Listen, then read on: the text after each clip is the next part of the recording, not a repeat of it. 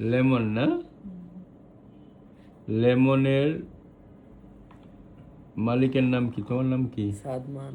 তাহলে মিললো কেমনে? লেমনের লগে তো সাদমানের সাথে এস দিয়ে রাখা দরকার ছিল কাকু। আরেকটার নাম স্যাফরন, মানে ওর স্যাফরন, পেয়ার ওইটা যেটা, ওইটা ওইটার ঠিক সাথে আছে। মিলছে আর কি। ওটা হ্যাঁ, ছেলে।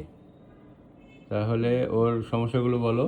বলো ও বাবা। হচ্ছে ফুলে বসে থাকে, ঝিমায় আর কিছু খায় না। আচ্ছা, ঠিক আছে। হাগু কেমন করে? ওর টয়লেট হচ্ছে মানে ওভার সাইজ একটু, মানে আচ্ছা বেশি সাইজ। আচ্ছা, ও কথা টথা বলে?